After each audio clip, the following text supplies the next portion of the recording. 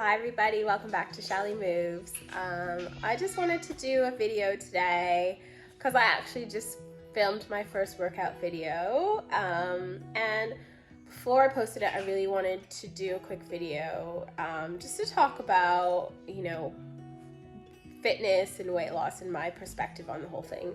Kind of like as a disclaimer before I start posting fitness videos, and I wanted to explain why I do it.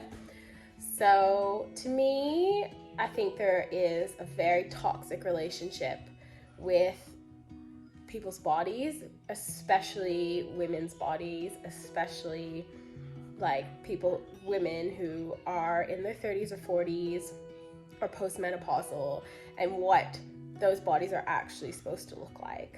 So I just wanted to discuss this. I think that I don't want anyone to take this as medical advice. I am a doctor, however, these are my opinions. It's not medical advice, so full disclaimer.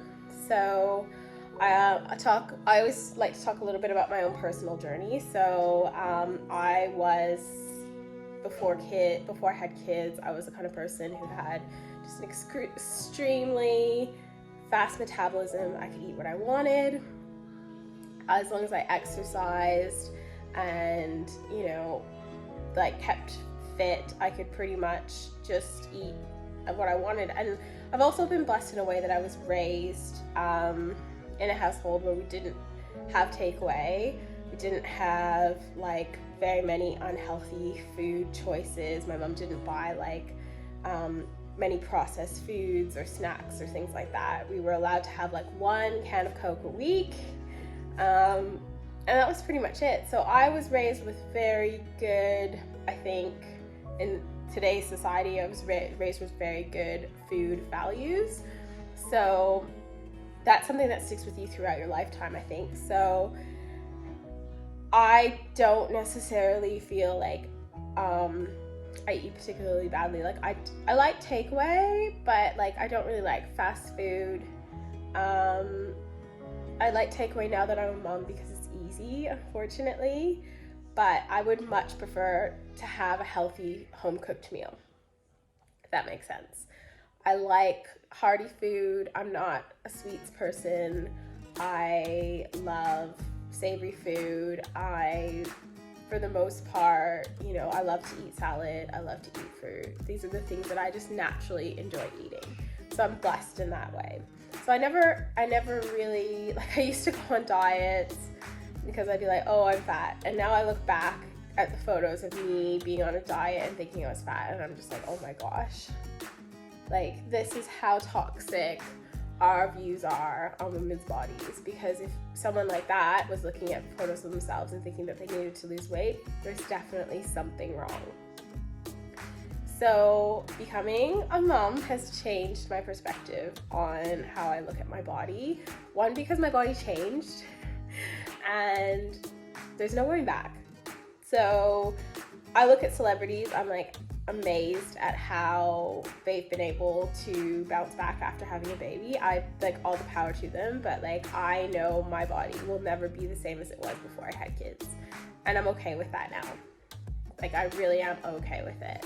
I know I'm always gonna have a little bit of a flabby tummy. I know I'm probably always gonna have a little bit of extra weight around my middle, around my bum, my love handles. I just don't see that weight ever completely shifting, and I'm okay with that, because for the most part that weight's not that unhealthy. What you don't want is fat around your organs. That is toxic, that is unhealthy, that is not good.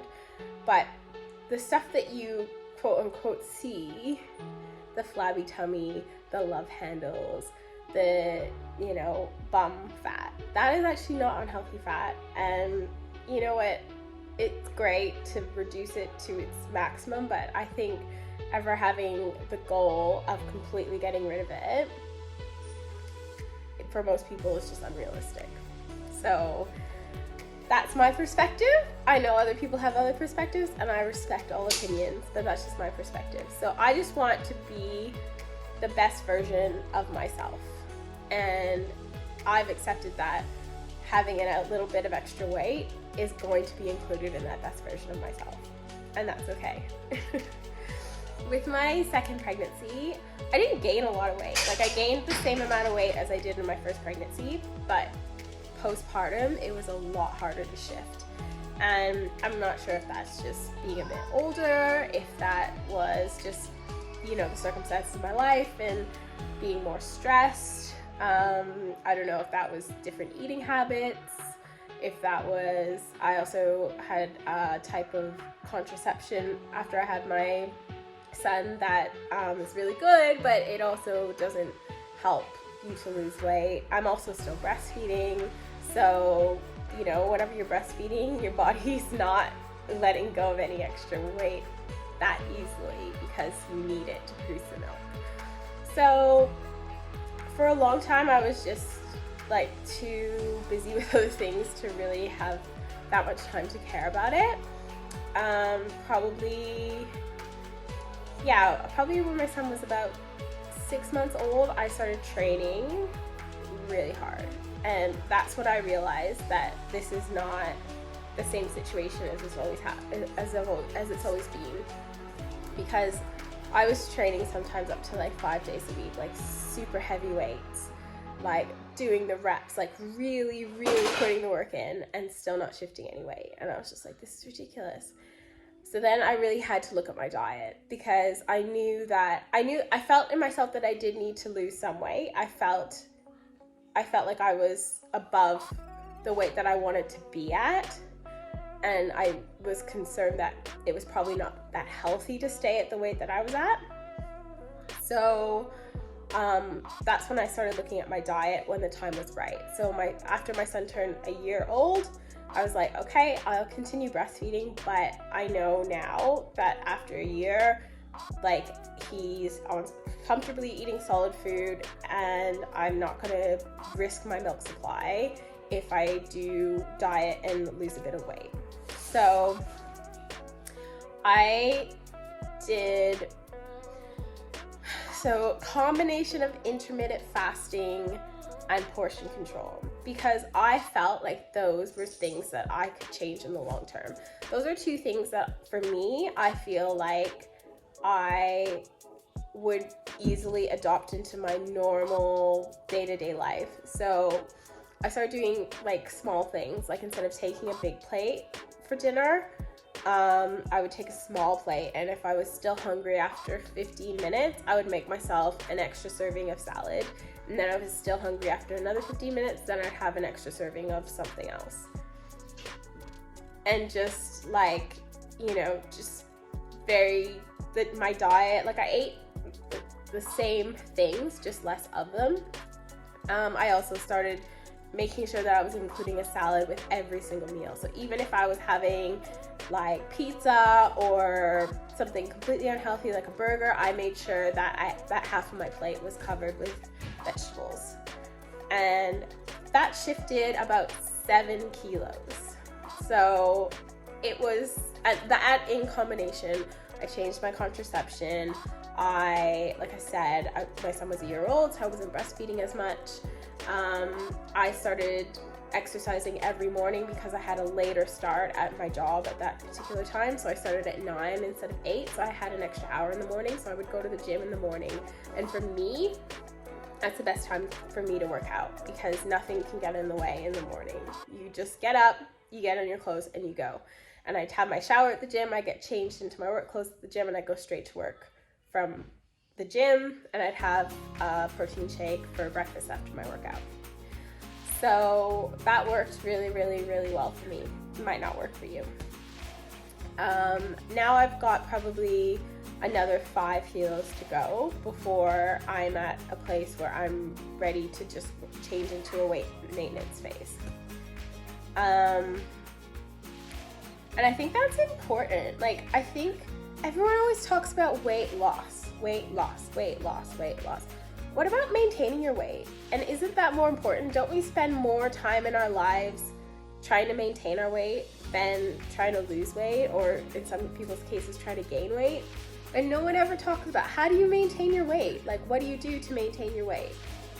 So I think for weight maintenance, the things that I've always done to maintain my weight are do regular intermittent fasting. So at least 3 days a week, either skip your dinner or skip your breakfast and extend the amount of time that you go without eating in the day. I think this is great for a number of reasons. I think when you're in a fasting state, it allows your body to repair and rejuvenate. So this is not just like hippie mumbo jumbo. This is scientifically backed facts that whenever you don't eat, your body uses that energy and puts that energy to repairing. And that is so important. And we don't do it anymore. Like, we have our food is available to us 24 hours a day, 7 days a week. This is a very, very recent thing. Like, I have to remind you that the refrigerator was only created in the 1950s. It was only invented in the 1950s. So we're talking about like 70 years. Sorry about that.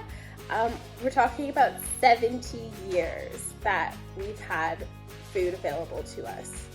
That's like not even a lifetime. So I think fasting has always been a part of human diet, and I think it's something that we really, really need to bring back. And remember what it's like to feel hungry. Like, how often do you eat and you're not even hungry? You eat because you're bored. You eat because you feel like you should be having a meal at that time. Like, how often do you notice yourself eating because you're actually hungry? Think about that. So I think intermittent fasting is definitely an excellent way to maintain your weight. I think another way is regular exercise.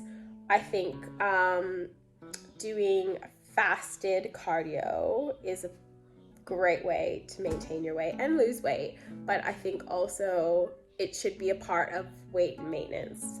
So, a couple times a week, getting up first thing in the morning, instead of doing anything else, you get straight into a high intensity workout where your heart is beating at a really high rate. This blasts calories. It blasts them because your body has to use your glycogen stores. It has to use some other source other than the food that you just ate, because you haven't eaten any food since the night before, presumably. So it's a really efficient way to create a calorie deficit in your day. So whether you're in a weight loss or a weight maintenance phase, you're gonna have those extra calories. So if you're gonna know that you're going out for a big meal or something that day, you're gonna go out drinking or something like that, then fasted cardio the morning before already creates a deficit, so you can have a few extra calories and not have to worry about those ones sticking with you. I think minimizing caffeine. I know this is coming from me, a doctor, mom. Most people in my situation live on caffeine. I have gone through phases in my life where I've lived on caffeine. I'm not judging, but I do believe that if you can find ways to substitute, for example, cups of tea, herbal teas, I think that is much preferable way to kick your caffeine habit, because coffee is a diuretic, so it does cause you to wee and lose weight, but at the same time it puts you in a state where you're more likely, from the food that you're eating, to actually keep those calories store those calories in fat. So if you're drinking 1 cup a day, probably not something to worry about too much. If you're drinking 2 cups a day, that's probably the maximum I would recommend. If you're drinking any more than 2 cups a day, like 5, 6, 7 cups a day, you need to switch to decaf, you need to switch to an herbal tea, or you just need to go cold, cut it out. Because don't go cold turkey, because caffeine is actually a really addictive substance, so don't go cold turkey, you'll feel horrible. but try to cut down your coffee consumption as much as possible, because after a certain point, after a certain number of cups, it's actually not helping with your energy levels that much. So just be aware of that. Cutting out alcohol. Like, this is something that I feel has changed my life. I used to love to drink alcohol. It was like, you know, I used to love going out with friends, going out to clubs, going out to pubs. But not only that, I used to love to do it just socially, have friends over, have a glass of wine, go out, have a glass of wine. I mean, having kids is a great way to stop drinking alcohol, because you don't get to go out as often anymore. But number two, like, in addition to alcohol having a lot of calories in it itself, it also puts you in a mental state while you're drinking, and then again after you drink, that will promote unhealthy eating habits. So I think doing those 4 things to maintain your weight are things that you can do without even thinking about. Sorry, I missed one. There's actually another one, and that's portion control. So whenever, like I mentioned before, having a salad with every meal, and then if you still feel hungry, have more salad. Don't have more mac and cheese. You can still have the things that you love, but you need to be smart about it, and you need to be like, think about future me, and like, what's gonna benefit me more, having more salad or having more mac and cheese?